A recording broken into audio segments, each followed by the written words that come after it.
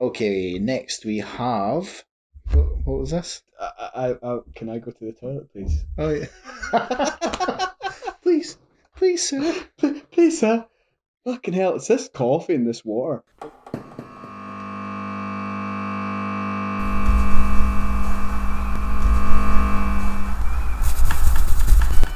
You'll share man's greatest thrill. They tried and failed. They tried and died. You're dealing with the creme de la creme. Hello and welcome to episode 20 of the Scratchcast, the alternative music podcast. I'm Snedds, and as always, I'm joined by the man with more T's than Mr. T, Mr. Grant Patterson. Hello. We are just two Scottish loons who love to talk about music. I think I said this last time round, but it's been absolutely ages again since we recorded the last episode. To put that into context, since we last recorded, I have watched all 5 seasons of The Wire, which is quite a lot. That is a lot. That's I don't know how many hours of television that is, but it's quite a lot. So there you go. Anyway, how are you keeping, Granny? Yeah, I'm good.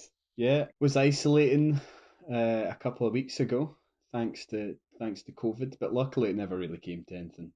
There was just a couple of days where we felt a bit shitty. But other than that, we came out fighting fit at the end of it. So back to work. Well, I'm on annual leave this week, so just kind of been chilling out, kind of seeing to boring wee things here and there. Nothing too exciting. Yeah. And that was straight after Kneecap as well, wasn't it? It was indeed. Yeah, it was. So Kneecap was the Saturday, wasn't it? Yeah, Saturday the Uh, 12th of February it and was. then I tested positive on it was either the Tuesday or I think it was the Wednesday I tested positive. Yeah, because we were shitting ourselves that we would test positive before we went on holiday, but we've taken a number of tests before we went and after we came back, and never happened. So To be there's honest, some. I was convinced that you guys would have got it as well, but Boff was fine as well. Yeah, it's just weird. But I think Kerry most likely got it at work because I think there was an outbreak at work, and although she wasn't necessarily in contact with the people who had it, she was in contact with people who'd been in contact with people who had it, if that makes sense. And she was like giving them cuddles and stuff for that, as she kind of finished up on placement. So she thinks she's probably got it from there. But it's one of those things like we'll never find out. But you know, touch wood. Like I said, never really came to anything, so we're all feeling fine. good. And how did you enjoy Kneecap then? Well, from what I can remember, it says I enjoyed it. Yeah, I enjoyed it. I probably had a bit too much to drink though, but yeah, certainly from what I remember, it was absolutely jumping. That's the thing. Like when I first met you guys, I was stone cold sober, and it took me a while to catch up. But I think by the end of it, like I'm struggling to really remember that much about the gig, to be honest. Like I remember it being really good at the time, but like my memory of it is so like fuzzy. I lost my. Remember the Fred Perry track jacket that I was wearing? Yeah, I yeah. lost that, and was looking back at like me and Kerry were looking back at like Boff's Instagram story. At one point, you see this jacket getting flown up, and Kerry was like, "That'll be your fucking jacket." She was like, "It's probably you that chucked that up, just as It will have been. It will have been you. me, just in the moment like that." Hey. Loving life. But I remember like the kind of setup on stage was like I suppose the barricades that they would have had over in Uh, Northern Ireland during the Aye, Troubles, they had like sandbags and stuff up, didn't they? sandbags and barbed wire and stuff like Did not like one of them not come out wearing a mask of the Queen at one point? that. I've got Possibly. vague memories of D- that happening, and is it was it like, DJ Provo? He wears the ski mask, like yeah, the tricolour ski mask. He was wearing that. The what? I can never remember his name, but the kind of darker haired singer, he was actually out in the crowd at one point. I remember was he? that. Ah. And just jumping about. I think he actually fell on his arse at one point. I fell on my arse multiple occasions. Like I'm actually still sore from the gig. I was running about like giving people stickers. Like I was going up and talking to randoms who'd be like, "Here's a sticker from our podcast. Fucking listen to it." So Like if there's any people out there that I was chatting absolute shit to, like apologies for that. I remember talking to a guy out at like the merch desk, and he was like drinking a green pint. So I ended up going and buying like this it was like disgustingly expensive green pint. I can't even remember what was in it. It had like orange juice Aye. and shit in it, but I don't know why it was green. Sure, there was something like that years ago in Moshulu. Do you remember that? Yeah, Was that's that a true actually. green monster or something like that? Yeah, it's probably the same thing. Probably. So I had at least one of them. We drank a lot of whiskey. I remember drinking a lot of whiskey in the bar, and there's photos of like us sitting in the bar at the Aye. Barrowlands. Well, I went to get cash before we went in, and Boff was like, "Here, take this," and it was like the remains of a half bottle of Buckfast, which I drank. So I drank that on the way to and from the cash machine. So by the time I got back before we went into the gig, that just kind of topped me off, I think. But yeah, so it was a good night, fun night. It was a good gig. I don't think like I know that like we were in that Gracie's bar and it was absolutely heaving, but I think that would have probably been a better place to stay in than going to the Sari Heed, because it was pretty dead. I And mean, that was like traveling back in time in that place. aye, well, it's ancient. It's absolutely ancient because I remember watching a documentary years ago about kind of Billy Connolly growing up in Glasgow, and that was one of his favourite places to go to. And I think I was having a conversation with Kerry about it, and she'd kind of looked up in the history of the pub, and I think like some Robbie Burns and that used to drink in it, like when he was cutting about cutting about Glasgow and fucking however many hundred years after us fucking reprobates kicking about in it now. You know what I Well, mean? I remember Davey got fucking he started getting hiccups. He I, started drinking like water upside down. Uh, he must like we went in and there was like two old guys in the bar, uh, and like within 10 minutes they'd left. aye. Like, I'm And like, quite rightly so. yeah, quite rightly so. Quite rightly so. Right, let's get on with it. Well, the only thing before we started I was going to mention was I went to see the film Studio 666 the other weekend. Have you All heard of right, this? yeah. The Foo Fighters one. Yeah, and the only reason I went is because I had like a promotion through my mobile phone contract is like get a cinema ticket for £3. So it's like fuck it, I'll go and see something. And the only thing I Yeah, could why find not? that looked remotely up my street was Studio 666. And I watched the trailer for it and I was like, this looks really naff, but it might be all right. And I'm not the biggest Foo Fighter fan.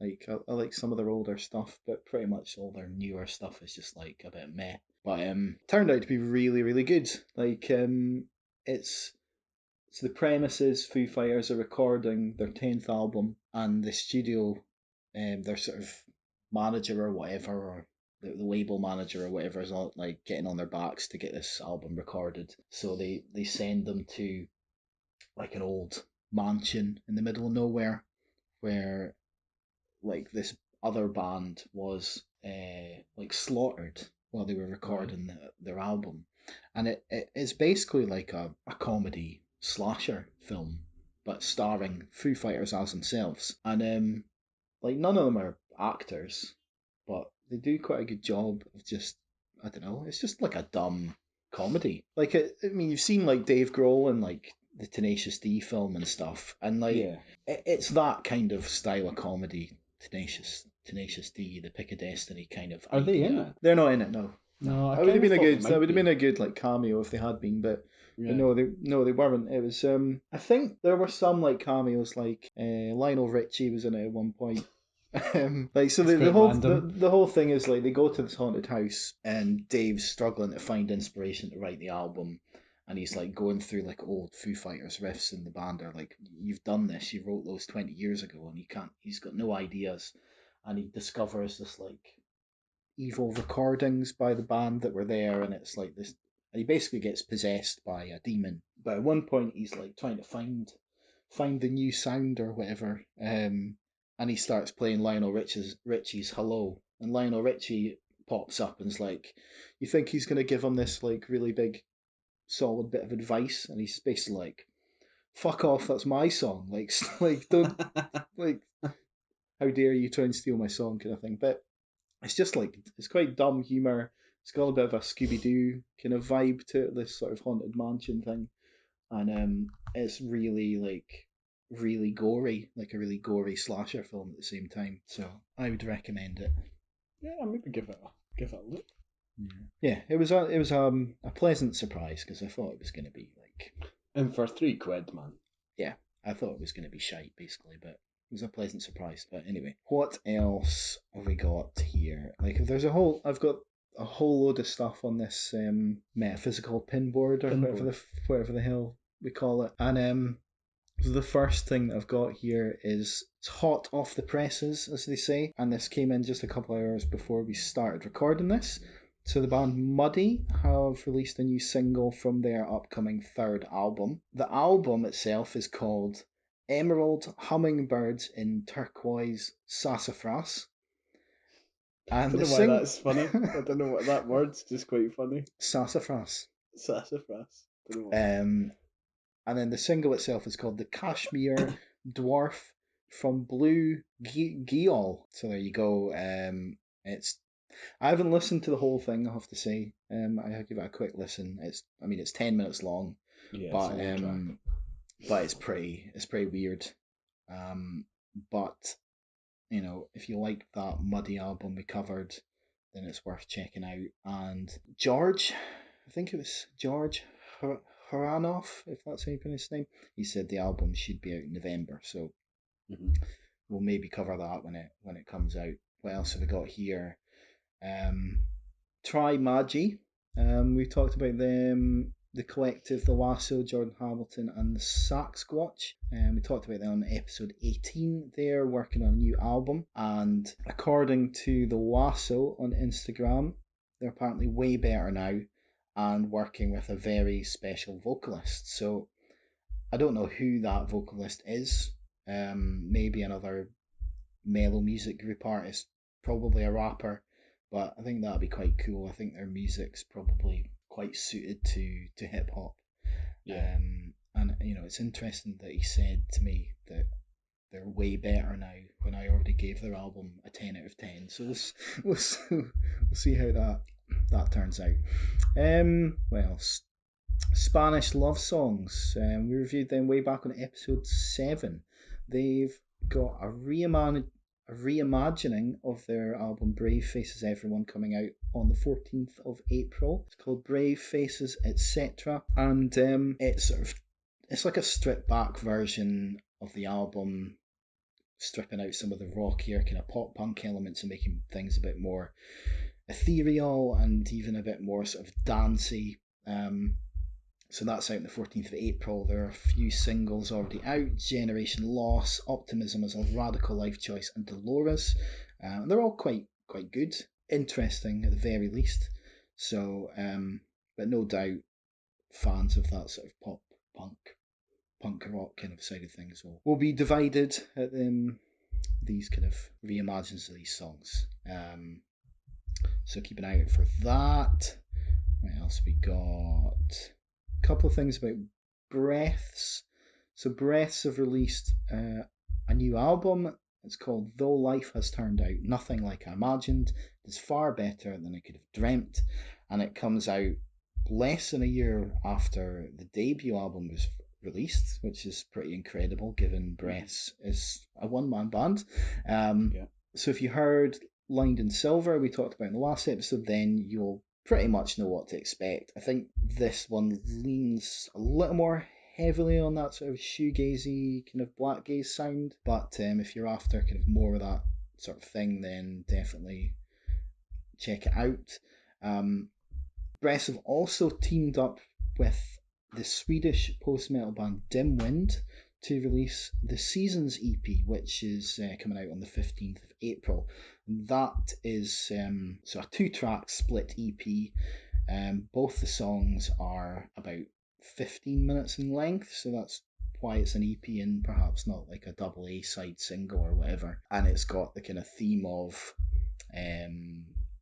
the looming disaster of climate change driven by humanity's abuse of our planet. And it's if you go on to Bandcamp just now, you can listen to the Breath song, and it's heavy as fuck. So that's worth looking into as well. So you can pre-order that, and I think you can get like a download of the Breath song ahead of the release of the whole thing. Couple more things. This is a long segment. Black Dresses, a name you've maybe not heard for a while. We reviewed their album way back on episode 2 of the podcast, and that was their album Thank You. I think that was their second album at the time. Since we reviewed that, they have broken up, they've reformed, and they've released another 4 albums. Whoa. Another 4 albums, yeah, it's mental. So they've just released their new album, Forget Your Own Face. That's the fourth of those 4 albums I was talking about. And I haven't listened to it all the way through, but I listened to the first track and it's fucking terrifying. So if Aye, from what I remember of that album that we covered, I mean, I can't remember the name of the song, but it did sound like you were listening in to somebody getting murdered. Yeah, it mixed like black metal with dance music, a really weird kind of way. So if you're into that album, Thank You, then go and check out Forget Your Own Face and maybe some of those other Black Dresses albums that have come out in the meantime. Right, the last thing on this segment is just a quick chat about TDK.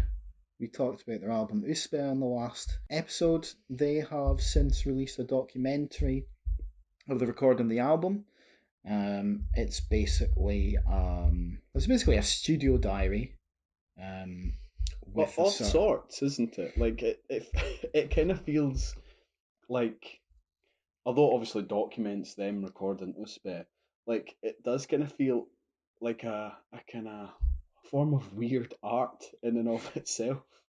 Yeah, it does. There's like a weird like philosophical narrative that there is a narrator talking about this village of Dobrina, which the place they're at, they record it in this place, Dobrina. It's like a half abandoned village that does exist. I don't know if it actually is called Dobrina or not, because a lot of what's in the documentary is a bit like, is it real or is it not kind of thing. Because they talk about it being we kind of talked about it when we were actually covering the album, but they talk about it being the separate state of Dobrina, and it's not dictated by boundaries; it's dictated by ideals and thoughts and concepts, and and they talk about how the like sunshine shines differently shines differently here, and all that sort of stuff. So it's very weird.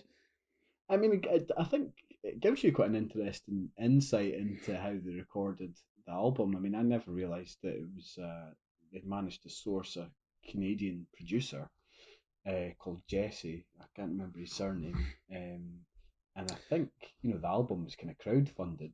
They kind of set up a crowdfund campaign called Save TDK from Disappointment. And I think they managed to secure the funds for the recording of the album within about, was it 10 days or so? I mean, it was maybe a bit more than that, but like I remember thinking, oh, that's actually pretty decent.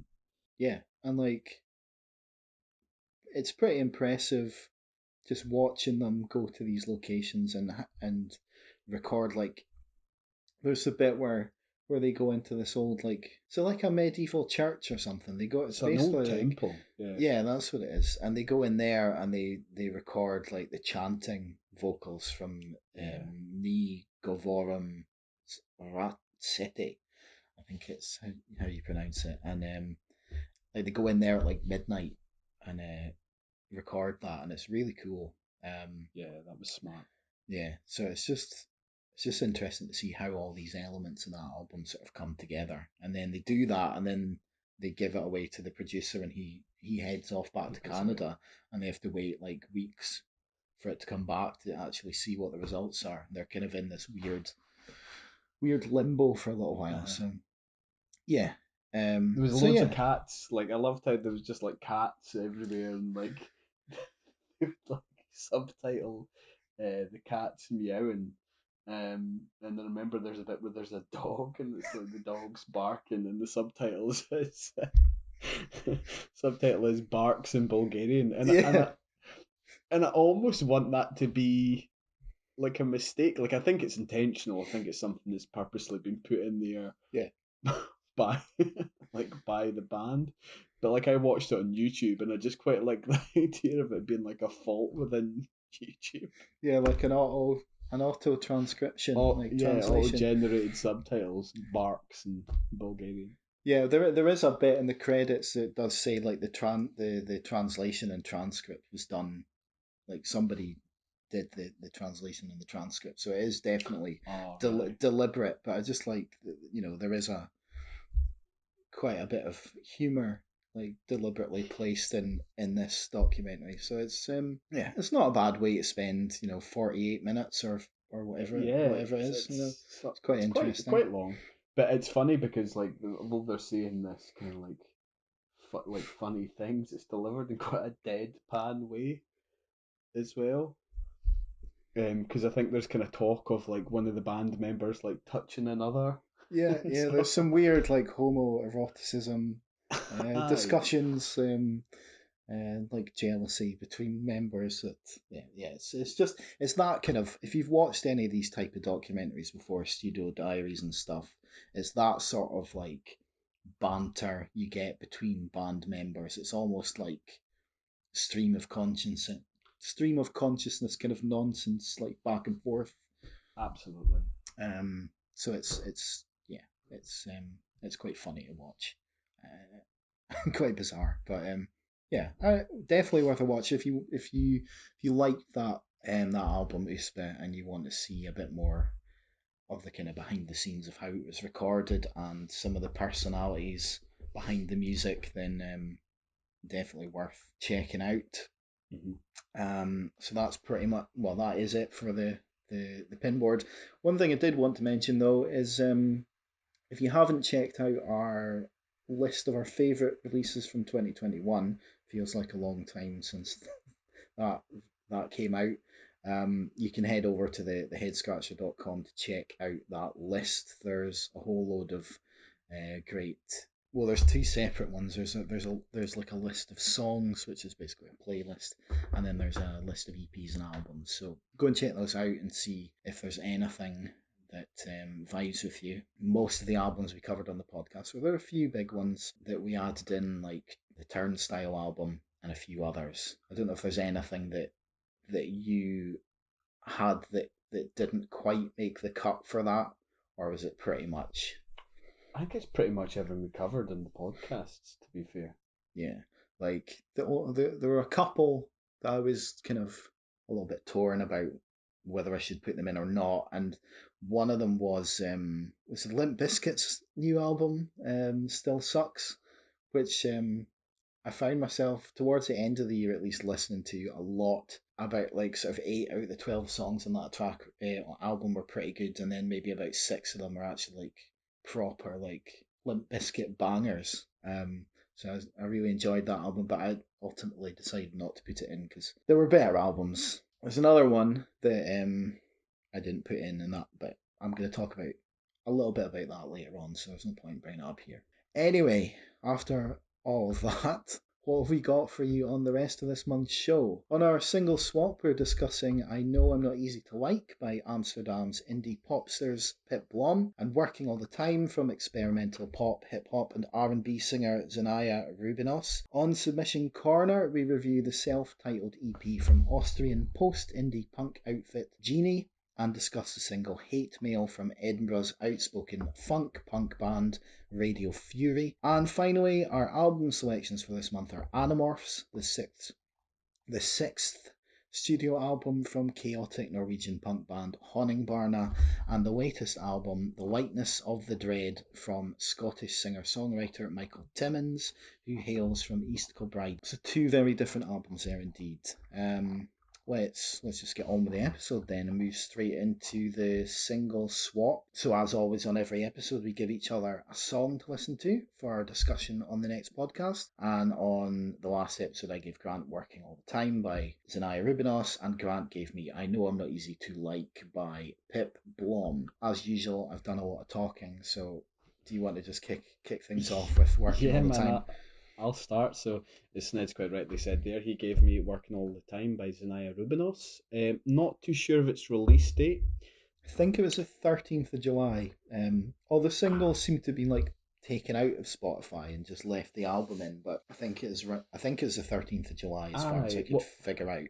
I watched the music video and it certainly was dated like sometime in July. Yeah, It's quite a short song. It's only kind of 2 minutes long, yeah. so really short lived. You know, it's kind of it starts and finishes fairly quickly, but by God does it pack a punch. There's a lot in there. Yeah. It features as kind of track number 4 in her latest studio album, Una Rosa, which is her third studio album to date. As Snedds was saying, Zanaya is an American singer-songwriter and multi-instrumentalist.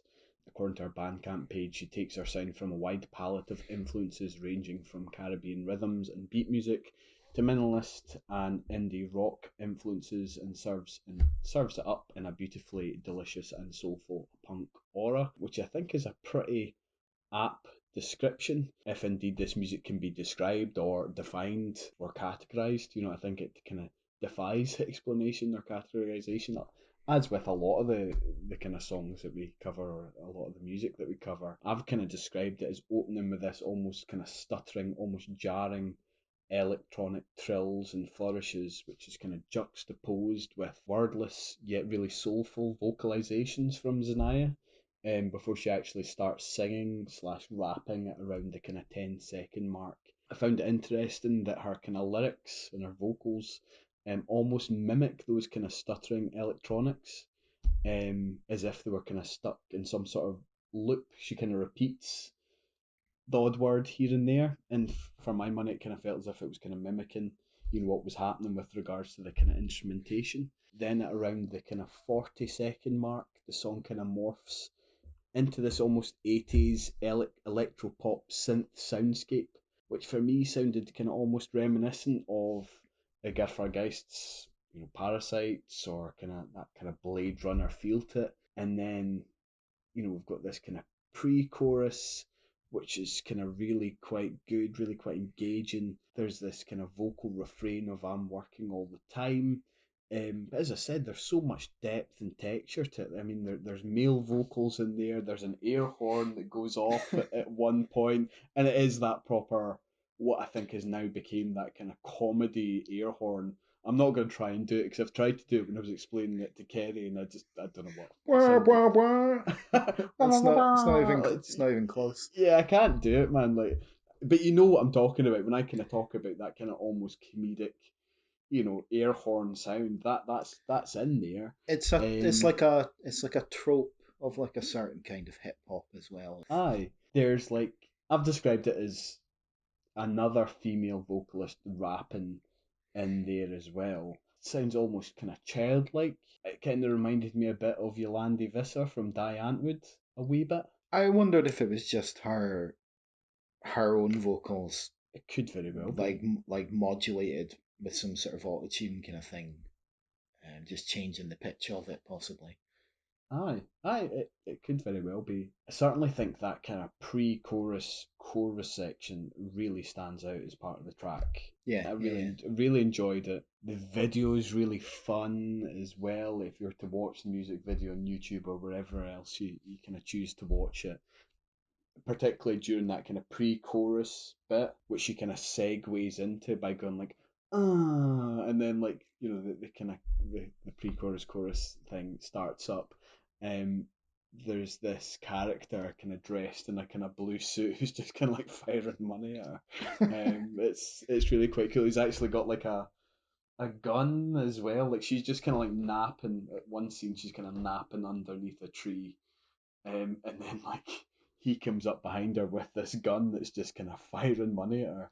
And then again, the kind of outro to the song just comes out of left field yet again with this kind of Latin American feel to it, which, you know, was another really enjoyable moment in the track as well. On the album, I think this song comes directly before a song called Sakude. Sakuda or something. And I think that last bit kind of segues quite well into that next track. Yeah. But even just as a standalone song, it's a really kind of interesting ending to the song.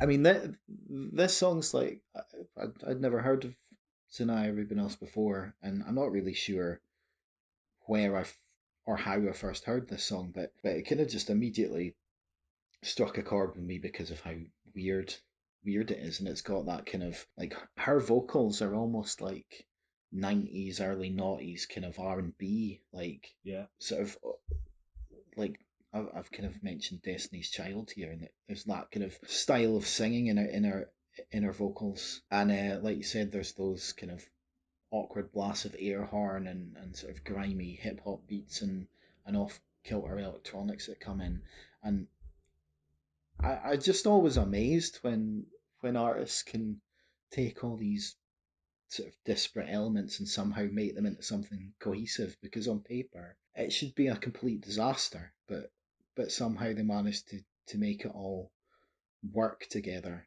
in a really interesting way. She's an interesting artist, Snedds. Like, I don't know if you kind of went back and, you know, listened to some of her back catalogue, but she's got one song called, it's either called, I think it's called Whirlwind, and it's basically just her and a drummer. She's not even singing, she's just using kind of like vocalizations. Yeah. But it works in a really it works. It works, you know, and as you said, you know, you wouldn't expect these things, you know, if they were down on paper, you wouldn't expect these things to kind of pan out, but somehow she manages it. Well, there's a really good song from the album. It's called "Don't Put Me in Red," and the opening of that song is basically it's like vocal warm up. It's like she's doing a vocal warm up exercises.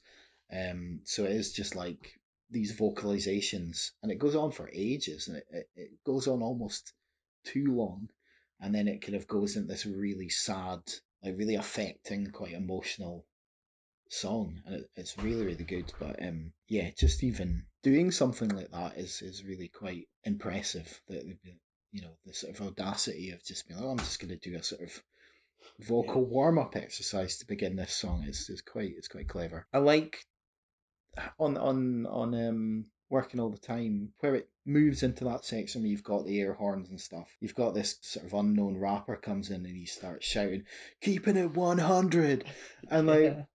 you're expecting it then to do that kind of old trope where, you know, a female pop singer brings in like a male rapper to do like the chorus or whatever. But he gets that one line and then it's just like she's like, nah, I'm gonna do this myself, and she raps the chorus instead. Or at least it's definitely female vocals. I think it's Yeah. probably her own modulated vocals. I just like that it almost takes that trope and, you Turns it know, on its head. turns it on its head. So really cool song. And it's doing something that reminds me a lot of. There's an album that came out in 2018 called Virtue by a band called The Voids. And it's an album I was really obsessed with at the time. And it's basically, it takes like indie from the noughties and then experiments with it in similar ways that Xenia Rubinos does here with like pop music and hip hop, in that it sort of adds in these weird 80s elements and electronics and modulated vocals and all sorts of stuff. So this seems to be a thing that I like for whatever reason. And yeah, I just thought, yeah, that's why I gave you this. I thought it was a really interesting thing to talk about. No, I really enjoyed it. I mean, I've given it a rating of kind of a 7 or 8 out of 10. Yeah, I've given it an 8. But I can totally see why people would absolutely hate this as well. Like, there'd be a lot of people who'd just be like, what is this? But if you're open to more interesting music, then you'll definitely get something out of it. And when I said before that there was another album that I just kind of missed out of our favorite albums, it was Una Rosa, and mainly because I just didn't give it enough time to be able to justify putting it in. But it is a very very good album. A lot of interesting stuff on there. Okay, so that was Working All the Time by Xenia Rubinos.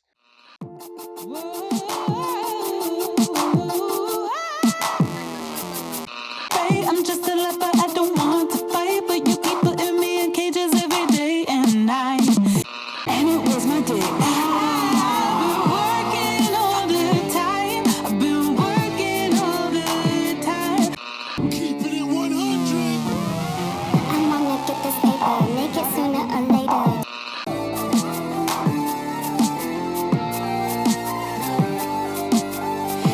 Been working all the time. Okay, you gave me then I Know I'm Not Easy to Like by Pip Blom, who are a Dutch indie quartet based in Amsterdam, the Netherlands. The band is named after their lead singer, who started out making solo bedroom recordings before forming a band and releasing debut album Boat in 2019. So the band released their sophomore effort Welcome Break in November 2021, and I Know I'm Not Easy to Like, I believe, was the sixth single from the record, which is Yeah, I believe it quite was. quite a lot of singles, and it came out just 2 or 3 days before the full album released on Heavenly Recordings. So this is a band that I don't know all that much about. I'm sure you can fill in some of the detail at some point, Grant, but you did recommend them to me a good while back, and in fact I put the single It Should Have Been Fun on the alternative music playlist in July last year. And that song is kind of has sort of clean, gentle, laid back, sort of slackerish, quite somber verse, but it's got this quite anthemic, fuzzed up chorus. So I really enjoyed that song but for whatever reason I hadn't kind of checked out their other stuff. So what about I Know I'm Not Easy to Like then? It opens up with a good thump to the drums and bass alongside these wiry guitar lines and an initially quite restrained vocal delivery from the lead singer. It's still quite laid back through the verse, but has these it's got like a sort of jogging on the spot kind of indie punk drive to it, if that makes sense. Mm-hmm. And then between each verse, the intensity of the instruments picks up a bit. It's basically the same music. They just hit a bit harder. The vocal intensity ramps up a bit as well around the 1 minute mark, which is a nice moment leading into the chorus. The chorus itself is decent. It's a good sing along. The repeated lyrics, you got to work out what you want. I think I actually prefer the sort of more intense moments in the verse, especially on the vocal parts, and I do the chorus, but it is good. There's like a bridge part about 2.5 minute mark, which is okay, mixes things up a little bit, but it doesn't do all that much for me to be honest. But I think this track, it's a bit of a grower for me in that it didn't really immediately kind of smack me in the face. It kind of just started to worm its way in a little bit, and I think it just gets catchier and catchier the more you listen to it. Personally, I think I would want just a little bit more of a like grunt and a bit more bite to the instruments, but that's just my kind of general personal preference that I want from most things, to be honest. But like I said, it has grown on me. It's a very palatable song. It's just times it's not that exciting. However, I would still give it a 7 out of 10. So I think definitely the more I do listen to it, the more it will grow on me, and the more that I'll kind of come to enjoy it. And I maybe sound like I'm being maybe overly negative on it, but I still think it's a really good song, and I enjoyed it quite a lot. Yeah, I mean, I think it is an earworm, and I found it because I don't know, they remind me a bit of one of the bands that we covered previously, Dry Cleaning. Okay, yeah. And also, I felt that they're quite similar to a lot of the bands that you maybe heard in like the 90s, kind of early 90s. They've got that kind of vibe to them. And I think they have that kind of vibe to them for good reason. I kind of went back and I didn't really know all that much about this band. It was one of those bands that just popped up on my radar, and I really don't know how or why. So I did a wee bit of digging in kind of preparation for doing the podcast today, and I came across a Rolling Stones article that was released round about the time that they released their debut album, Boat, as you quite rightly said. And according to the article, the lead singer, Pip Blom, kind of immersed herself in kind of Oasis and Blur records growing up as a means of escaping what she kind of described as the kind of dearth of kind of decent music, and kind of cited the likes of kind of the Jason Derulos of the world. So that's obviously had an impact on their music, on their sound. I really like it, really enjoyed it. The album's definitely worth a listen as well. As I said, it's got this kind of beautiful nostalgic quality to it for me. I think there's a real kind of poignancy in the kind of lyrical content that's kind of matched with this kind of top class kind of indie guitar rock. It makes it really engaging. It feels very autobiographical. You kind of feel as if you're getting a bit of a kind of, well, getting quite an intimate kind of peek into their lives, almost as if this was a soundtrack to their lives. I could imagine a lot of this music featuring like motion picture soundtracks, to be honest. It's very much got that kind of feel to it, and I think that's what I enjoyed about it. Yeah, fair enough. What would you give it then? What did I give it? Let's have a look. I think I gave it an 8. Yeah, I gave it an 8. An 8 out of 10. Yeah, I did listen to the album, not properly. I gave it a quick listen, and as patronising as that sounds, and it seems like a lot of sort of more of the same to this kind of thing, which isn't Yeah. necessarily a bad thing. And I know I'm Not Easy to Like is one of the better songs. It should have been fun. I mentioned earlier I really like. I think Keep It Together is good, and the Causing Some Trouble in Paradise is a standout as well. So I think if you like this song, then you will like the rest of the album for sure. Definitely. Cool. Okay, so that was I Know I'm Not Easy to Like by Pip Blom. Everything you wanted was a lie. Make my body move as going forward. Everybody looking to lie. Spice and force stories, yeah, you're doing real fine. You gotta work out what you want. You gotta work out what you want. You got what you want and I know you gotta leave this house now. You gotta work out what you want. You gotta work out what you want. You gotta work out. Okay, what are you giving me for the next episode then? I'm going to give you Everything Is Going to Be Alright by Princess Chelsea, who you may or may not have heard of. She's been on the go for quite a while now. If you haven't heard of her, I'm sure you'll probably have heard one of her first singles, I think, called Cigarette Duet, from way back in 2011. It doesn't ring a bell, but I may well have heard it. So the music video is basically just her and a guy in a hot tub. It's got a very distinct kind of sound to it. Interestingly, as I said to you before we started recording, like it's been featured, it's kind of went viral again as a result of TikTok for some reason. It's been used as one of the songs within kind of TikTok videos. Princess Chelsea, real name Chelsea Nichol, is a musician and record producer from Auckland, New Zealand. I would probably describe her sound as it's kind of more of that kind of twee pop vibe to it, similar in many ways to Francis Forever. It has that kind of bedroom rock DIY feel to it, which seems to be kind of what I'm into in the moment. I don't know what it is about that genre, but yeah, I like it. Cool. Okay, so that's Everything Is Going to Be Alright by Princess Chelsea. Yeah. No, I don't think I've ever heard of Princess Chelsea. Cool, okay, so I have got for you a song called Circles by a band called Basement Revolver. I'd never heard of this band before, but they are a sort of fuzzy alt-rock shoegaze band from Hamilton, Ontario in Canada, which is the same town that the Dirty Nil are from. So their debut album Heavy Eyes came out in 2018 to critical acclaim, and they've recently released the follow-up Embody on the 18th of February, of which Circles was the fourth single released before the album dropped. So like I said, it's a new band to me. I haven't really given the album a proper listen yet, but from what I heard, I just thought that the band had a sort of a kind of interesting, kind of more ethereal take on like modern alternative rock, and it'd be worth talking about. So that is Circles by Basement Revolver. Cool, man. Nice. Okay, let's move on to Submission Corner then. So, this is where we discuss and review the albums, EPs, and singles that bands, artists, and indie labels have sent us directly.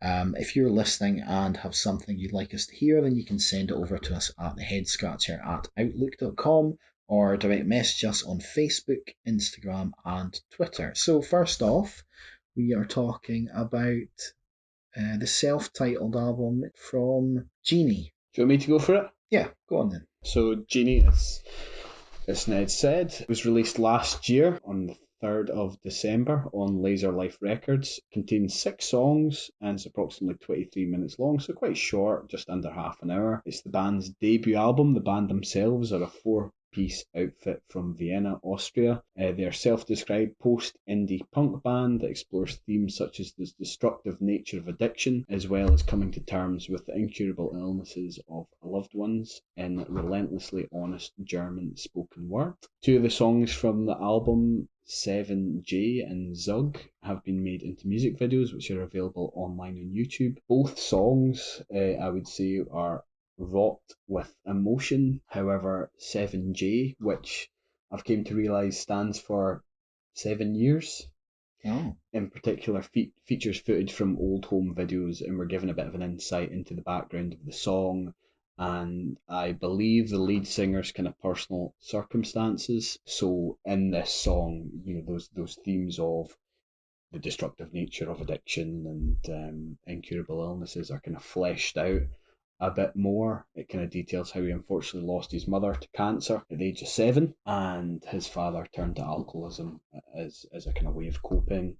In August 2018, they had an argument which resulted in his father hitting him in the face, and he fought back, but doesn't kind of properly go on to explain how he did that exactly. The video doesn't provide any further messages. I suppose what I should say is I kind of got information about the kind of background to the song, because I think during the bridge in the song there's messages that come up, and I kind of took it upon myself to kind of translate it because I can't speak any other languages, can barely speak English. So, with the use of Google Translate, I kind of found out a bit more about kind of the background of the song. So, yeah, the song's really good. It's, as I said, absolutely wrought with emotion. After those kind of messages appear on the screen, the song kind of explodes back onto the scene after those messages are presented to us. The song, in the song, you really get the impression of someone who's kind of overwhelmed with anger and frustration.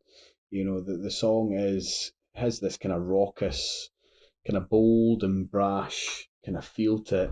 Yeah, it's definitely one of the standout tracks on the album, in my opinion. Yeah, I think that song, I don't know why I got a kind of, it reminded me of like a stripped back version of the Subways for some reason. There's like that kind of punk rock vibe in the guitars that sort of drive the song along. And I moan a lot about vocals not having enough bite for me, but that's something that Genie do really Very well. There's loads of grit and emotion in the vocals, and the last minute of this song really, really shows that off.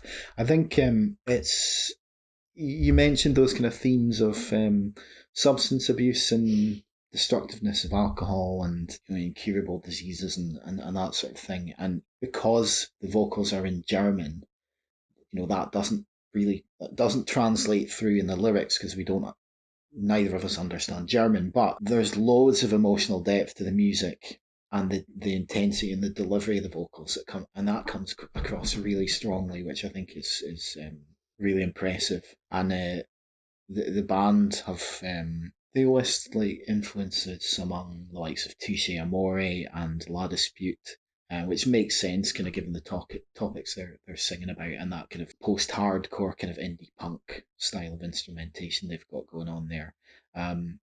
One of the most striking things on this album is the inclusion of trumpets, which is for so good, which is so good, and for me it does a couple of things. It adds a little bit of a ska punk vibe here and there, but it also, probably more importantly, just adds another layer of emotion and melancholy when it's needed. And I suppose that's the first kind of dose of that is like towards the end of the opening track, part 1, and yeah, it's so somber and so melancholic at the end of that song, but it's really, really good and just adds a little bit extra in that song, I would say. Aye, it's sorry to interrupt, Snedds, but it's funny that you kind of mention that kind of ska punk feel because, see, for my money, like the first song, part one, like the opening of that reminded me of something that Operation Ivy might have done way back in the day, which was like kind of prelude to Rancid, from like what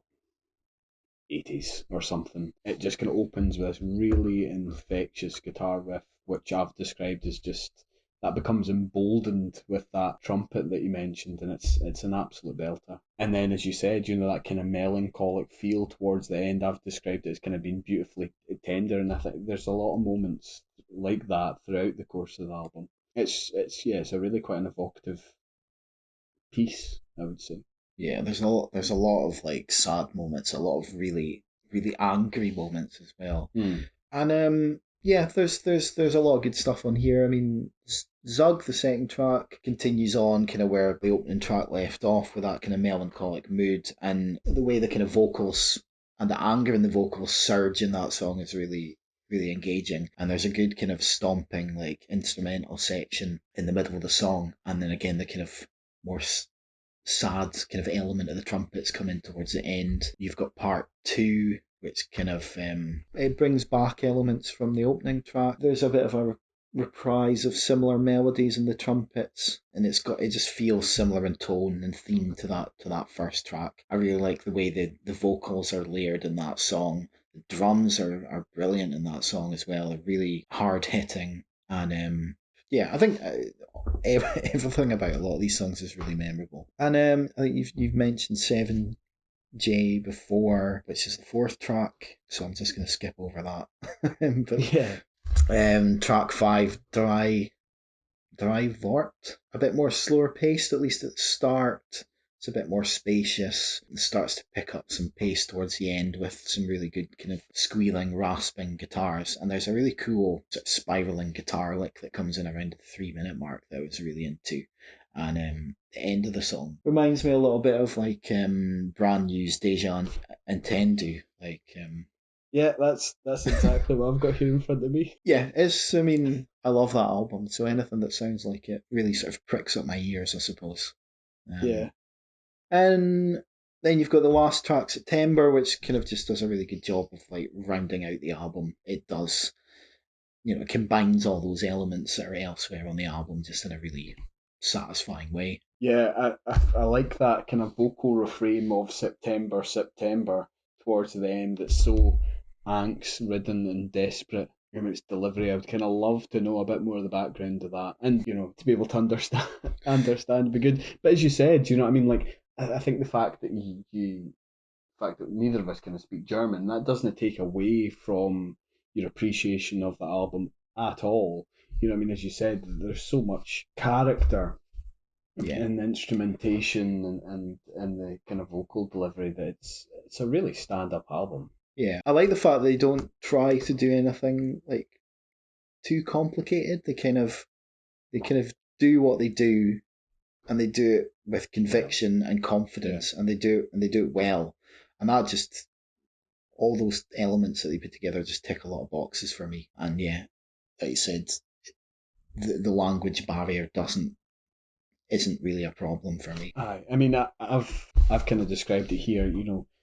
Obviously, I kind of went off in a big spiel about that it's to do with addiction, dealing with incurable illnesses and cancers and what have you. But like the whole album, although there's it's a bit of a kind of emotional roller coaster. There's some kind of really tender and kind of melancholic moments, but there's some really kind of triumphant and adversarial moments as well. You know what I mean? You really kind of get the impression that like they're not going to be beaten. You know what I mean? Despite whatever's went on, they're not going to be beaten. They're not going to be back down. And yeah, I think like a lot. If we could speak German, I imagine quite a lot of this could be quite anthemic. You know what I mean? And yeah, it's good. It's really good. Absolutely. So, what have you? I've given it a 9 out of 10. Yeah, I've given it a 9 out of 10. I was tempted to give it a 10 out of 10, but I don't know. I've given it an 8, but like a really like a really strong 8. It's a very, very good album, and if you like sort of punk and post-hardcore and that kind of stuff, then you definitely need to give this a listen. Okay. So that's a self-titled debut album. So that would be the eponymous debut album from Genie. You missed a trick there, Grant. I did. You missed your moment. It's maybe in my notes somewhere, man. Maybe I just got a bit carried away with the background. So yeah, the eponymous debut album from Vienna's Genie. Ja, ihre Freunde sind doch da. Donnerstagsabend sitzen die auch gerne im Park.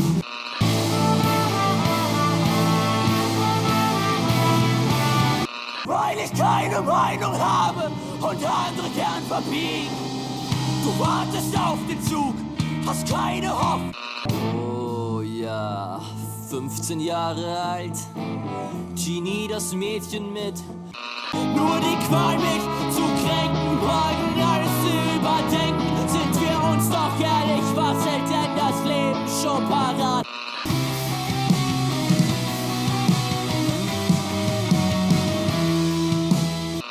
Vielleicht sogar bei unseren Gefühlen. Ich glaub, zum Leben gehört Veränderung. Und nein, es brachte von nichts. Zerfressen, ein fauler Gestank. Die Wurzeln im Boden, Generation schon krank. Okay, so this next one is Hate Mail by Radio Fury. So they are an Edinburgh-based funk punk band.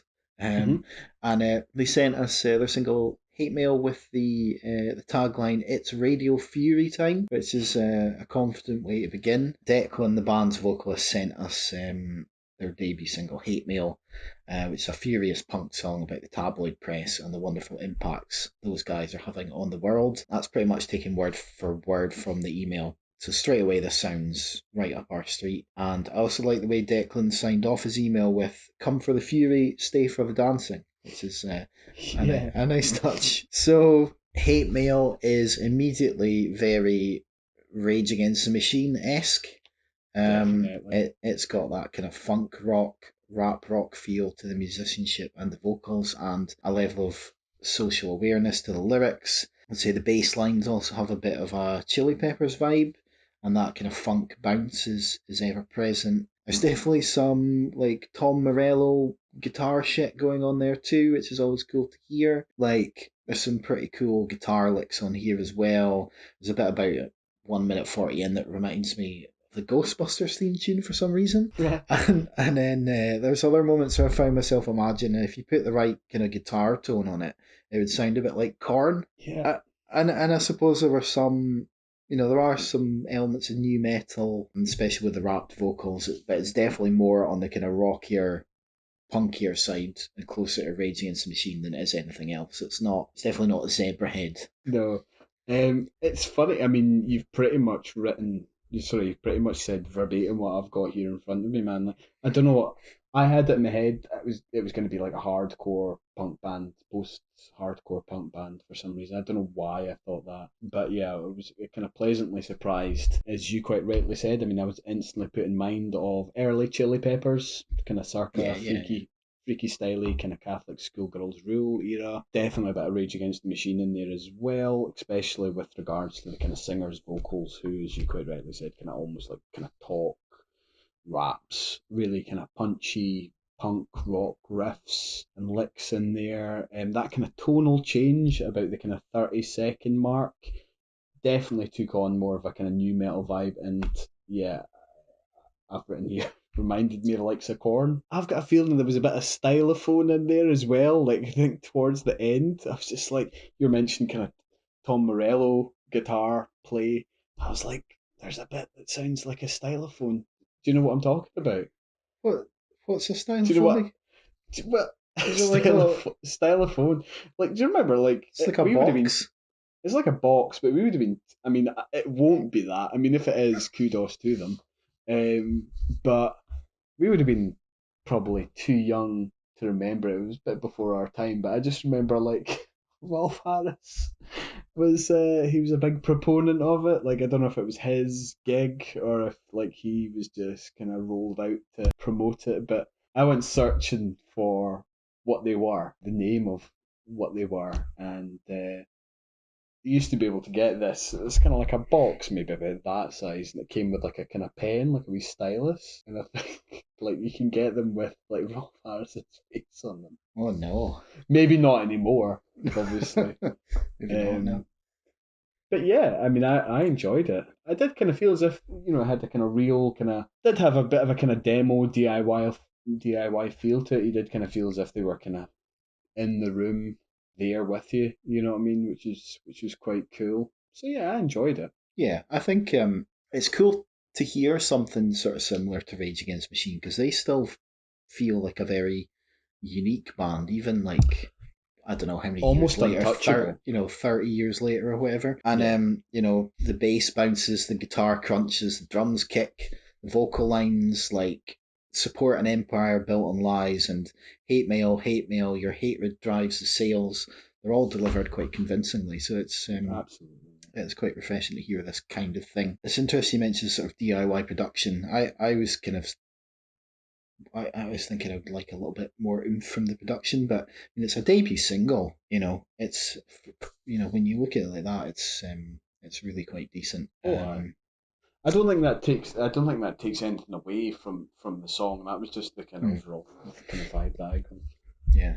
Did you listen to their other single, False Faces? I did, and again, it's funny that you mention Rage Against the Machine because it put me in mind of Bullet in the Head. I mean, the chorus on that is like really, really rage. Yeah, And the intro is even more corn. Like the sort of guitars in the intro is even more corn, like really weird. I don't know what you like stringy.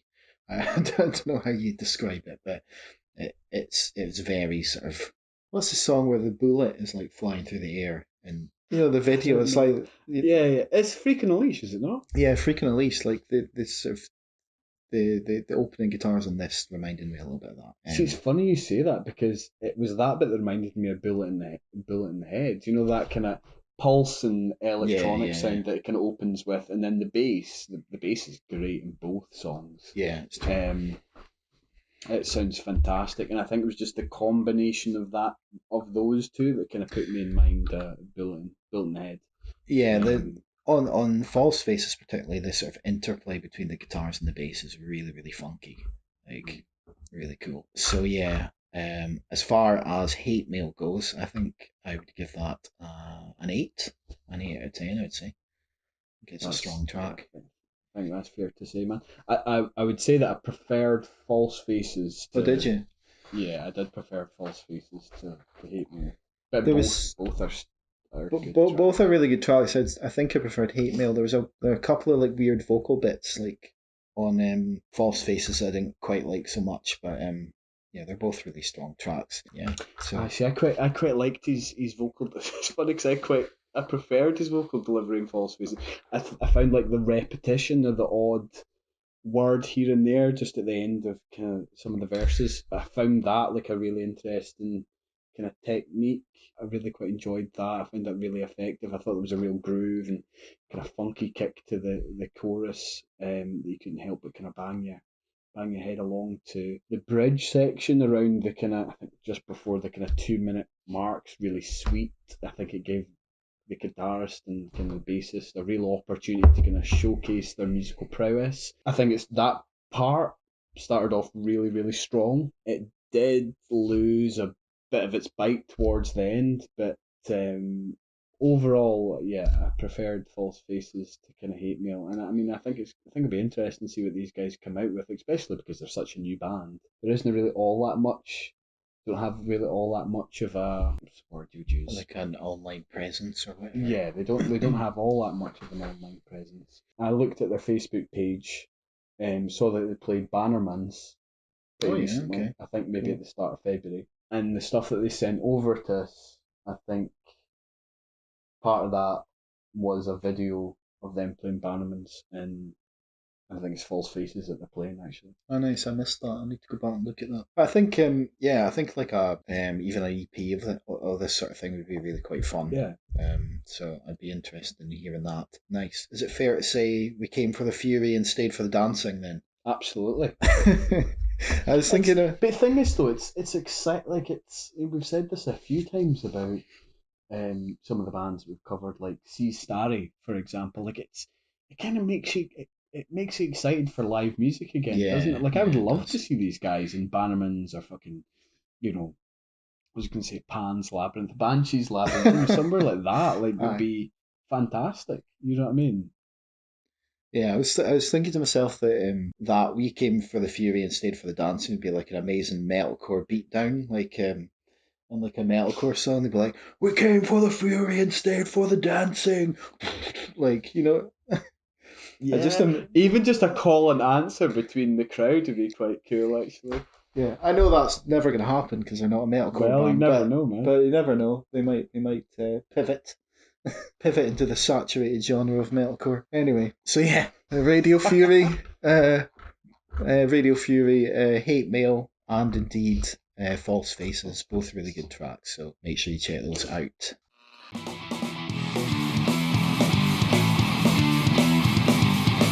Provocation, spread fear and divide. Support an empire built on lies. To the wave and stop peddling your hate mail, hate mail. Your hatred drops the sales.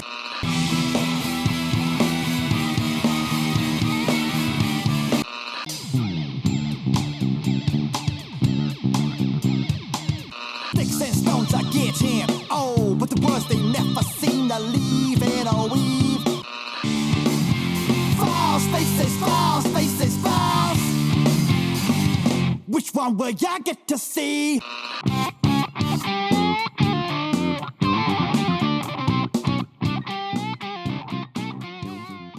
Okay, right, let's get on to the rest of the album reviews then. And kick this off with Animorphs, the sixth. I'm having a lot of problems saying sixth. The sixth studio album from Norway. Wait until you get to the titles of the songs. Oh God, I'm dreading that.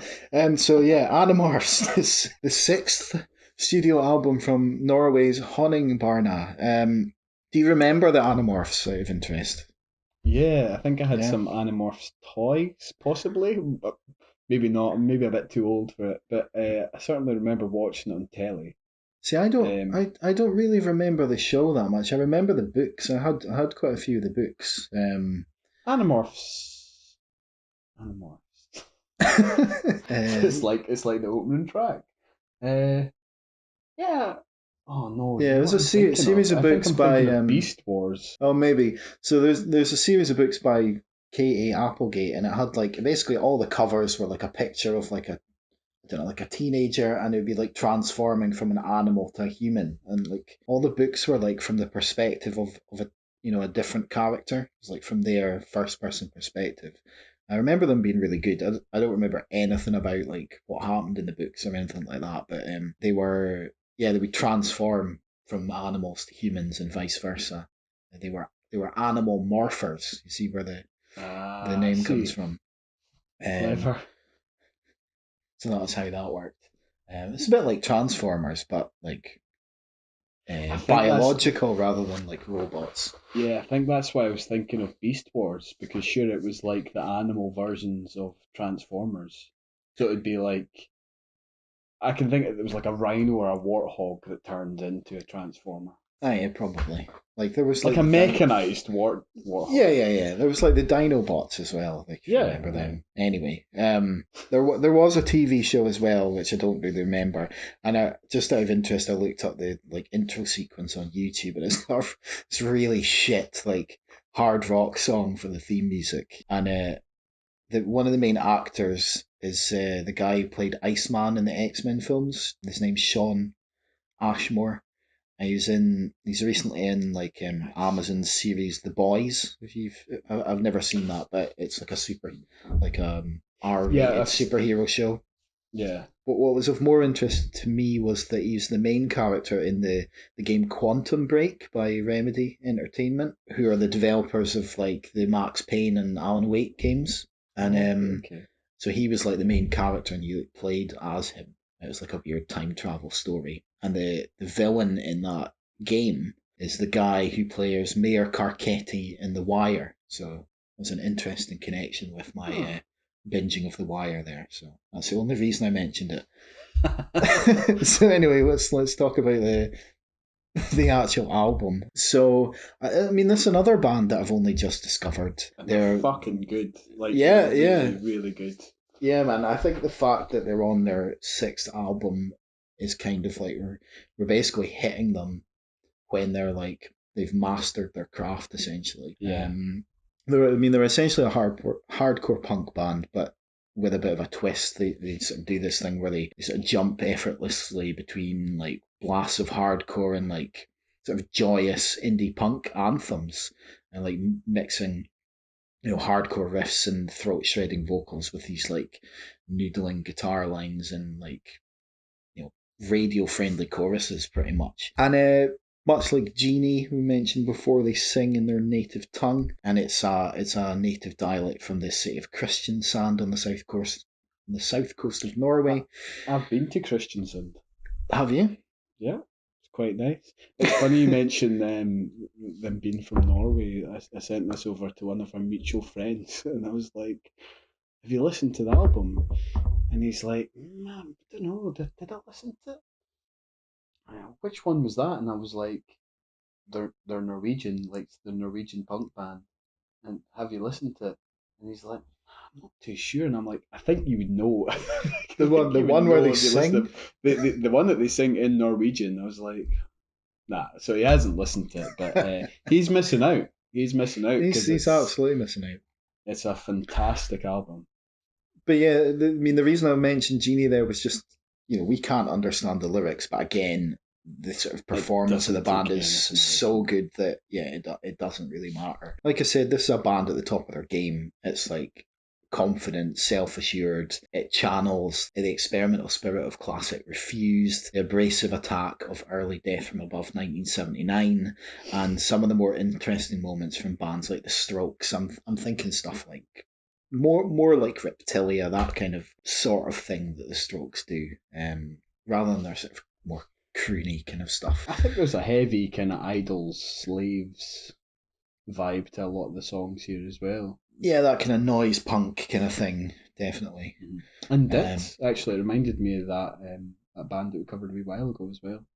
Dits. Yeah, I think they've just released an album, I think, as well, so you need to check that one out. So the album opens with title track Animorphs, and it's just like it's a 3-minute song, and the first minute and a half are just like beating drums that just get louder and more deafening and just keep building until this like thundering bass line kicks in, and these kind of like stabbing, they're like industrial guitar riffs that come in, and it reminds me a lot of Nine Inch Nails actually. That sort of industrial sound to it. And the vocals are absolutely brutal.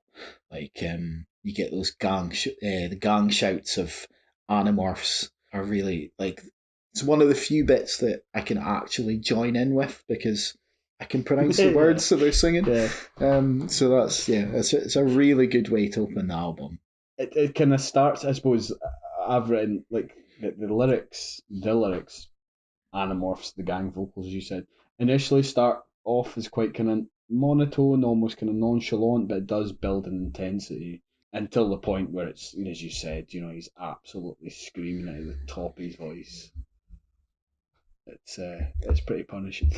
Yeah, and like the next track, Passager, it's got like the vocals they're less screamed for the most part. They've got this kind of aggro punk kind of attitude to them, and you've got that kind of pulsating bass, the thumping drums again. It's got a kind of, this is a proper like hardcore punk track. It's got like this kind of snarling engine to it that just drives along. It's one of the more kind of straight up hardcore songs, I suppose, on the album.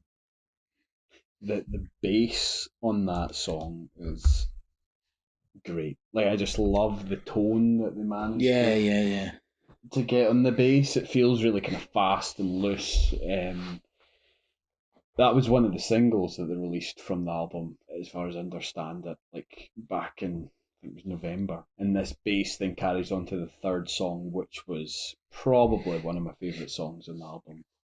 Yeah, that is the song that made me fall in love with this band. Jeg har list, say track 3. Yeah, so Jeg stands for I, because again, Google Translate, because I know that the fourth song translates as I hear, I think. So I can't remember. But yeah, it's a fantastic. The third song is absolutely fantastic. Yeah, it's got like a driving punk verse. It's really catchy. It goes really hard, especially the bass, like you mentioned on the previous song. It's fucking beautiful. Like the pre-chorus, like there's a storming pre-chorus and like an anthemic chorus, and the whole song is just completely unstoppable, and it's just everything I want from a punk band. Like it's fast, it's anarchic, it's heavy, it's catchy as fuck. There's hooks all over the fucking place. I mean, I don't think that's too much to ask, is it? No. Maybe it is, but the like last 40 seconds of the song, and this is something they do quite a lot, is just at the end of the song they just absolutely smash everything they've done already as hard as possible, and the last 40 seconds of the song would be unbelievable live, I would say. Aye. Uh-huh. And a lot of the tracks are sort of like they build to that kind of final Cacophony of yeah, madness. yeah, absolutely. You know, that next track you said was maybe I Hear, Jeg, Horror, Yeah, track it's 4. kinda, I don't want to speculate too much on what the words mean, because I haven't done any research on that whatsoever. So I'm just making shit up if I do. it kind of starts. There's a bit of a tonal change there. I've kind of described it as starting with this kind of real sense of. There's a kind of real sense of kind of urgency and desperation to it. There's this kind of quick, fast-paced and kind of pressured guitar riff with kind of bursts of kind of drum frills kind of fleshing out the kind of choral section. It feels almost apocalyptic, like almost as a kind of warning. But similarly, as the last song, it kind of ends in that kind of frenzied cacophony of screaming and shouted vocals, which is kind of peppered throughout the course of the song. Yeah, Throughout the course of the album, rather. There's some good like call and answer moments in the vocals, and I've just said the last 40 seconds are fucking go. but it's scratcher fucking go. Yeah, absolutely. The middle of that song is one of the bits that reminds me a lot of Refused. It's very Shape of Punk to Come, and that kind of sort of experimental punk. And I don't know if it's maybe not the first example. They've got this weird electronic like they sort of go woo, but it's electronic and echoes. Aye. And they use that a lot on pretty much every song, I would say, that's on there. And it's just a really fun kind of weird thing that they throw in every now and again. I know exactly what you're talking about. Yeah. I think there's a few times where they use that. There's kind of the odd. You've mentioned it already. I've mentioned it a bit further down in my notes, but you do have, there is a bit of kind of industrial sounds to thrown in for good measure every now and again as well. Yeah, I think there's a bit on the fifth track that reminded me of like Kasabian, like early Kasabian, like something a bit like Clubfoot or something like that. The kind of this sort of echoing backing vocals that they do. Yeah. And then it's track 6, Bliss, which kind of takes like a departure from what's gone before, and becomes basically like this rollicking radio ready indie punk song with like a huge like anthemic chorus. Yeah, I've described it as like just a kind of straight up kind of pop punk number. You know what I mean? You're right. You could quite easily see that being played on the radio. Yeah, it's like, I think there's elements of the Strokes, Razorlight, Kings of Leon. And I mean the best parts of those bands. I don't mean the sort of dross, bland bits of those bands. I mean the very best moments of those bands in there. And there's even a weird bit in that song vocally that reminded me of Video Killed the Radio Star for some reason, which is pretty wild. I don't know why, but it's just an overall really sort of joyous song. Bliss. It's bliss. Yeah, It's yeah. blissful. And I think if this had come out in like 2006 and maybe was in English, then it could have been like an absolutely massive hit. Hmm. What did you make of song 7? So that Avante. Avante, yeah, that it basically goes back to the full-on punk sound, doesn't it? And it's very, Yeah. I mean, I've written here it's straight off of "You're a Woman, I'm a Machine" by Death from Above 1979. Like it's got It's that that kind bass of, again. it's that loud, like angry, like punishing, sort of rough around the edges sound that all those early Death from Above songs have. Yeah. Again, I've said it's that return of that kind of fat, dirty bass sound, which I love. Like that's a real standout feature of this album. And as you quite rightly said, that you get that kind of real sense of desperation again, almost this kind of impenetrable wall of sound. But then there is that, they've obviously got something there, because I've kind of described that there's the odd kind of smack of what sounds like kind of spiraling 8-bit electronic beeps and bloops. And as I said, as I kind of mentioned earlier on, that kind of scraping industrial sounds as well, somewhere in there. Yeah, they pepper those kind of things all throughout the album, don't they? Mm-hmm. I mean, the next song, track 8, I'm not gonna try and pronounce this, but it's another sort of more radio ready song, and it's got a sort of like glittering kind of sparkling electronic soundscape on it that reminded me of MGMT for some reason. Like the song doesn't sound like MGMT, but that kind of sound in the background made me think of MGMT, and I think it's the song "Kids" I was thinking of, but All right, okay. it's I mean, I'm probably full of shit, but there's just something. It's like, and the first thing that came to mind was, oh, MGMT for some reason, but it doesn't sound like MGMT, and it, unlike MGMT, packs a really heavy punch, and it's got this really radio ready chorus, but it's also really heavy at the same time as well. It's such a good song. I'd say the next track 9's still good, but it doesn't quite stand out as much as some of the other songs. It does, and later on in the song, it's got some sort of cool kind of little more technical instrumental parts that reminded me a little bit of the likes of Dan and Aykroyd, like those sort of technical guitar lines and That stuff. kind of math rock. Yeah, but it's not as, it doesn't have some of the big moments that a lot of these other tracks do. But the last 3 tracks on the album are all belters. Aye. Mithus? Mithus? I don't know. I think it translates my house anyway. Yeah, it'd be a good guess. Because that's the thing. This is me going off topic, but I remember being in Norway and so obviously up where we're from, we call kids bairns.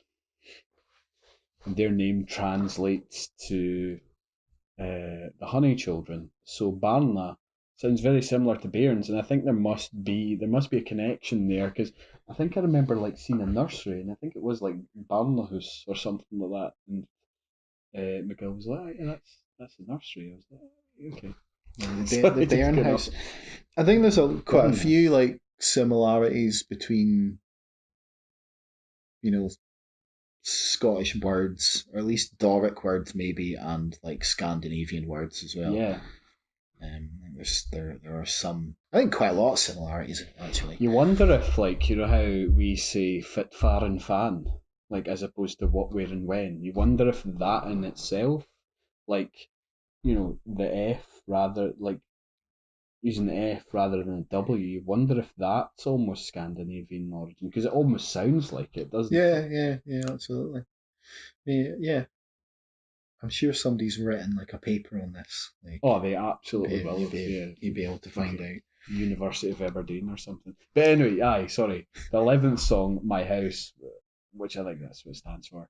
Again, the bass is fucking standout. But then it kind of has a bit of a jazzy feel to it. It's what I took from it. I've described it as almost being similar in many ways to things we might have heard in the likes of the Squid album, Bright Green Field, or kind of Black black MIDI, you know, so it did have a bit more of an experimental feel to it. Certainly felt that kind of bridge at the kind of 220 mark or whatever it was. Felt quite ominous, brooding. I Yeah, really dug that. absolutely. Really quite enjoyed it. There's a sort of like siren sound. I don't know if it's made by the guitars, if it's or if it's an electronic sound, but yeah, like you said, it's sort of ominous and a wee bit sinister. Like Aye, like this, it absolutely. reminded me of like in Silent Hill when the siren goes off and everything kind of the fog starts to come in and it all gets a bit I more thought you were going to give us an evil sounding. impression of the siren there, Snedds. I know I've made such an arse of the The air horn. the air horn that I'm not even going to attempt this. But everyone knows what the Silent Hill siren sounds like, and if you Yeah, don't, they they absolutely do. can find out pretty easily. It's like an air raid siren essentially. But yeah, and I like the way how it's sort of towards the end of it, it gets like fuzzier and the drums get louder, and then it sort of fades out and then fades back in, and then merges into like the final track, which basically does something completely different and brings in like black metal style blast beats and like these windswept riffs, and then kind of turns that into like a really catchy driving punk song. It's really cool. It's like by the time you get to the end of this album, you don't expect to then Change it up. you don't expect to be surprised again. Yeah, you don't expect it. So that was really cool. What did you give it, man? So I've given it a 9, a really strong 9, and I was tempted To give it a 10. to give it in, really tempted, but then I think I was just like, there's some bits that aren't as strong. There's only really one song that isn't as strong for me, to be honest. So I went for a 9, but it is a really strong 9, and I mean, I've given it a 9 as well. I was very tempted to give it a 10 out of 10, you know, like yourself. Because I've described it as practically flawless from start to finish. yeah, it's very very close, and There were times where, as you said, like my interest kind of dipped slightly, but the good songs aren't just good. You know, they're fucking great. You know what I mean? Like, so it they're kind of more absolutely, makes up for it. yeah, like the best songs on here are absolutely top tier. Oh, aye. Yeah, such a good album. Like I'm gonna be listening to this. So am I, and I'm trying to sing along in full Norwegian. Well, that's the thing. There's so many like bits that you like. I really want to sing along with them, and I'm like, it's hard to like because it's a different language. It doesn't so easily kind of your brain doesn't so It easily doesn't kind of roll off your tongue. pick it Yeah. up, and it doesn't roll off your tongue. So that's a little bit. It kind of annoys me because I want to like really kind of get in and like shout along to some of these more anthemic moments, It's. but I mean, I don't know if they ever will tour the UK, but certainly if they do, I'll be definitely going to see them. yeah, if they do, I'm definitely there. Unless it's inconvenient, such is Yeah. life. Aye, such is life. Such is life, but yeah, I'd absolutely make it a priority to go and see them. Cool, so that was Animorphs' 6th album by Norwegian band Honningbarna.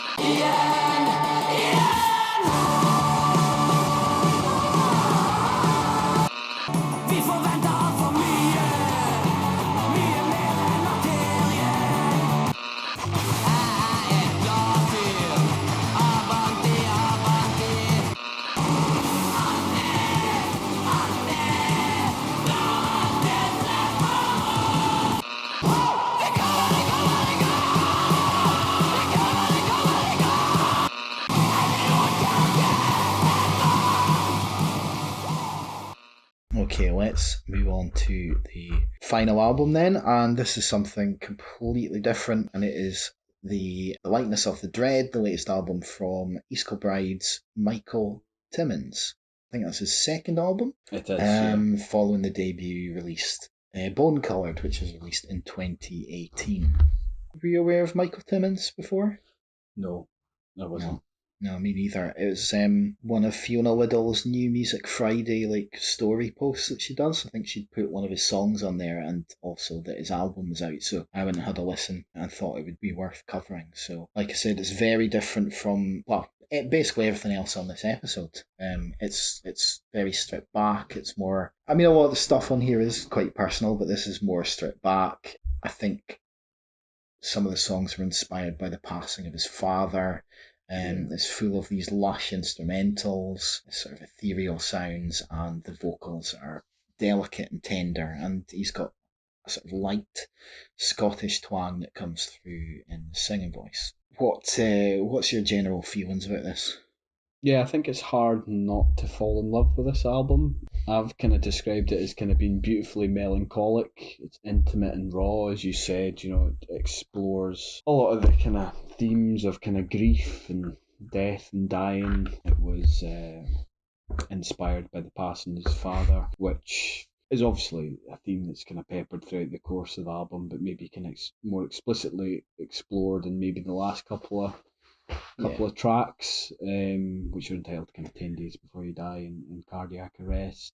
It reminded me quite a lot of Tongue's album, The Dead Club, in many ways, but I don't know if that's just because I almost was kind of primed to think along those ways, you know what I mean? That came to mind for me as well, but also the Radiant Heart album that we covered.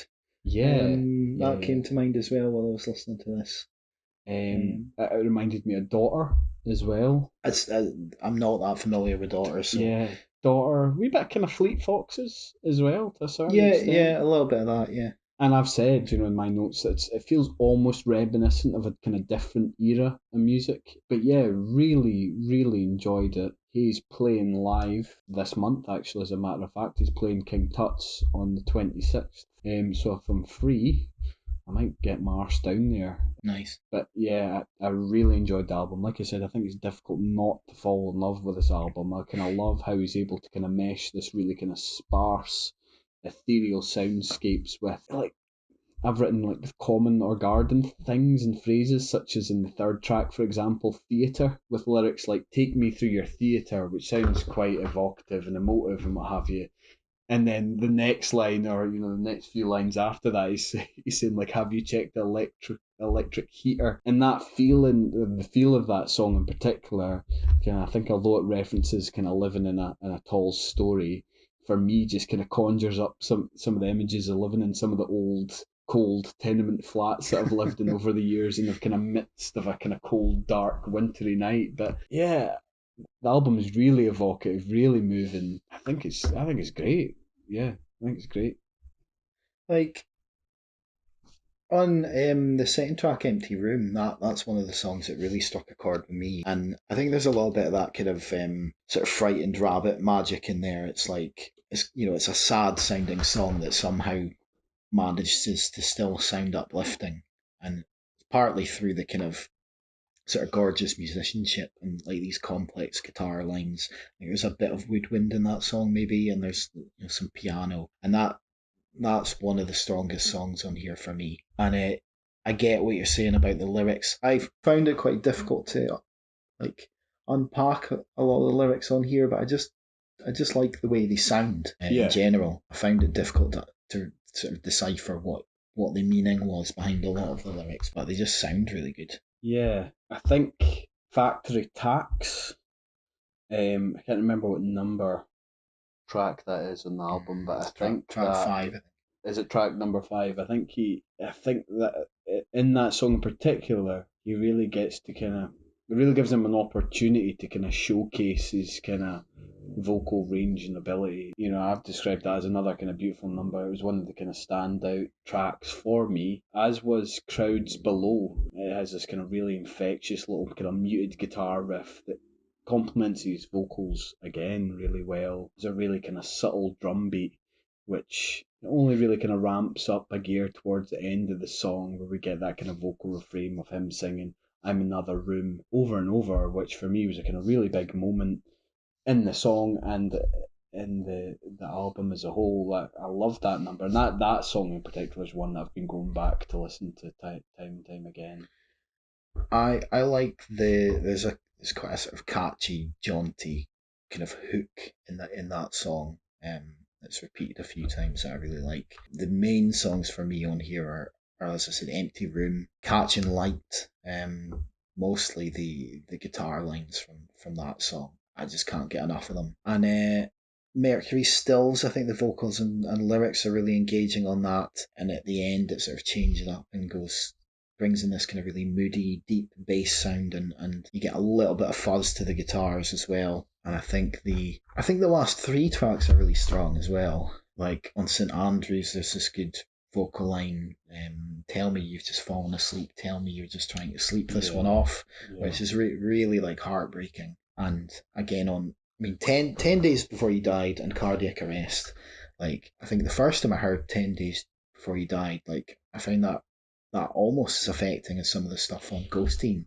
Aye, certainly with regards to the kind of lyrics. Yeah. Well, I suppose it's everything, isn't it? But I think it really kind of captures like the thoughts and feelings that go through your head when you're confronted with, a member of your family or a loved one kind of passing away. Yeah. It really kind of encapsulates the type of things that we experience and kind of goes through our head. I think one of the lyrics is, were you proud of me or are you proud of me? You can't help but feel a bit moved by that. I'm kind of going to go back a wee bit, like, again, obviously explores the whole album is inspired by his father's passing, and there's a track a bit further up the track list called the Agonal. Mm-hmm. Like that sounded almost prophetic. You know what I mean? It starts off like I thought it was like it sounded like an old epic Irish kind of Scottish ballad at first, but there is a kind of change in that song as well. And I didn't know what kind of agonal meant. I'm probably not even pronouncing it properly, but it refers to the agonal breathing, which is kind of distinct abnormal breathing pattern categorized with gasping for air. All right. Okay. It's basically the kind of death rattle, death throes, which once I think you're aware of that, kind of makes the lyrics of the song again that bit more poignant and affecting. Yeah, I think one of the lyrics is you never said it would last. It almost kind of puts you in mind of someone struggling watching somebody passing away, desperately looking for, maybe some reassurance from a professional, like a nurse or a doctor or whatever. It's pretty emotive stuff, man. It's pretty moving stuff. Yeah, I mean, after hearing 10 Days Before You Died and then hearing Cardiac Arrest as the last song, like, I don't know if it was just like that song in particular or whether it was just kind of the whole culmination of the entire album and all the feelings and everything kind of expressed that, like, I was almost overwhelmed with that song, Cardiac Arrest. And that very rarely happens to me. Nothing but a swinging brick in there, Snedds. Art made of stone. Yeah. But this cracked it. But it very rarely happens, and it was those last two tracks that really kind of hit me in the feels, for want of a better expression. I think I certainly think it's worth saying. Because I've made a point of it in my notes. Like it's dealing with major issues, and you've described it as moving, emotive, evocative, and what have you. But I think it's kind of worth saying that it's not gushy. You know what I mean? The album's not gushy by any stretch of the imagination. It's not gratuitously over sentimental or self-indulgent at all. No, it's not like trying to hit you over the head and make you cry. Absolutely It's just a really beautiful, delicate, emotive album, and it's like Tongue's Dead Club and like that Radiant Heart album and like Ghosteen. It's you sit down and you experience it, Aye, I think that is fair to say. Yeah. And it's a good album. What did you give it, Snedden? I'd give it an 8, I would say. I've given it a strong 8 or 9. I think there are songs on it that I don't find quite as they don't stand out quite as much to me, and a lot of the stuff that did stand out to me was like some of the more intricate guitar lines and catchy guitar lines and things. Because I mean that's just the sort of thing that I like in general. But overall, it's a really strong body of work, I'd say. Yeah, and to be fair, out of all the albums and things we've covered in this podcast, this is the album that I've shared the most with people, Is it? and it's got a lot of good feedback. A lot of good feedback from folk.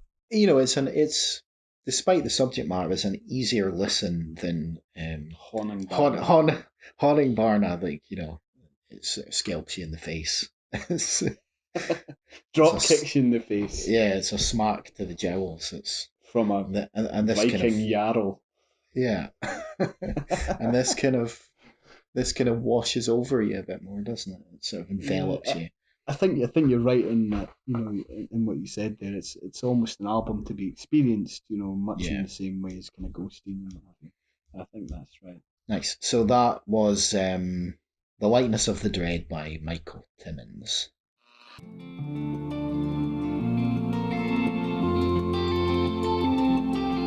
Take me through your theater. Lens catching light. The flicker moves from left to right. On the mattress then. In the wooden slots. When I return, tell me you've just fallen asleep. Tell me you're just trying to sleep this one off. Oh, you would raise it all. Then they all burst in with a blue tint to their skin. Okay, there we go. That's it for another episode of the Scratchcast. As always, we'd love to know your thoughts on what we've covered, and if you do like any of the bands or artists covered, then make sure you send some love their way. If you want to support the show, then make sure you subscribe to the Scratchcast wherever you get your podcasts, and please leave us a nice review. This helps spread the good word. If you want to support us further, then you can buy Grant and myself a coffee at buymeacoffee.com. While you're there, you can leave us a message and let us know how you think we're doing and what we can improve on and what you think we should cover in the future. The link is in the episode description. If you'd like to be featured on Submission Corner, then send your submissions to theheadscratcher@outlook.com or message us directly on Facebook and Instagram at theheadscratcher or on Twitter at scratcherhead. Don't forget you can also head over to theheadscratcher.com to find pop culture reviews, recommendations, alternative music playlists, interviews, and of course all the previous episodes of the podcast. February's alternative music playlist is out now, and some of our choice cuts are They Fear Us by Ithaca, Rotting Out's cover of Even in His Youth by Nirvana, Oh the Horror by Word Jenkins, Eat Slay Chardonnay by Nobro, No Normal by Black Dresses, and No More Magical by Wax Taylor and Mick Jenkins. It's an absolute beast of a playlist, so you're sure to find something you'll love in there. Finally, if you've made it this far, all that's left to say is thanks for listening, and as always, please tell your friends, your colleagues, your parents, and your pets. We'll catch you on the next episode. Smell you later. Cheerio. It's not finished. It's finished.